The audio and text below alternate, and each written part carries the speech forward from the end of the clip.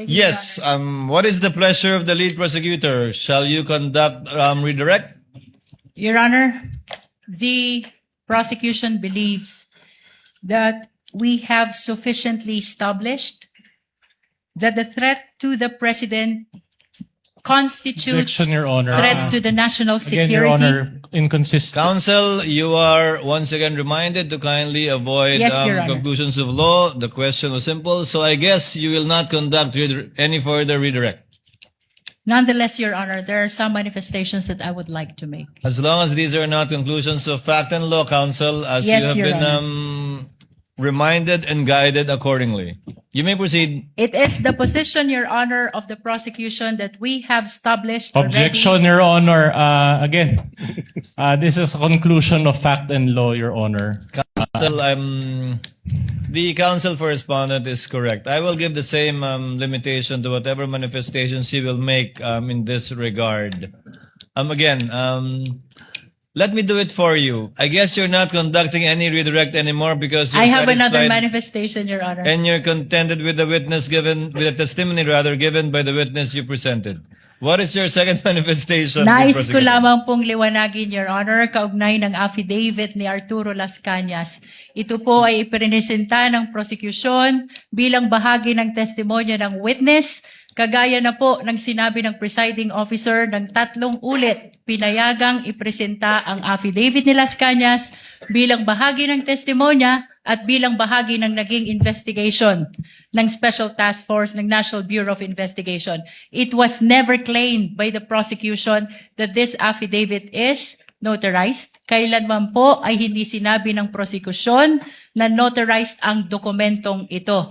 Ito po'y ipresenta bilang bahagi lamang ng testimonya ng witness at bilang bahagi din ng investigation ng NBI. To conclude, Your Honor. Short rejoinder on that, Your Honor. The lead prosecutor is not yet finished. To conclude, Your Honor, the prosecution finds it unnecessary. Objection, Your Honor.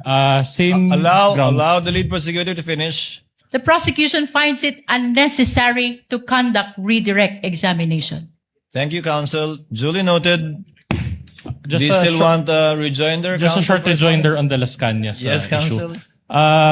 Again, Your Honor, according to the rules, an affidavit must be testified to and identified by the person or the author of that affidavit. And in this case, such was not done.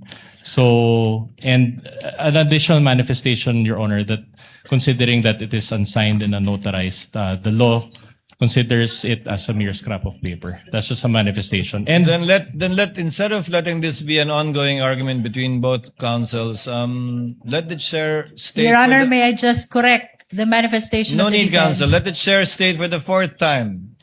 The affidavit of Lascañas was not offered as an authentic document executed by the affiant.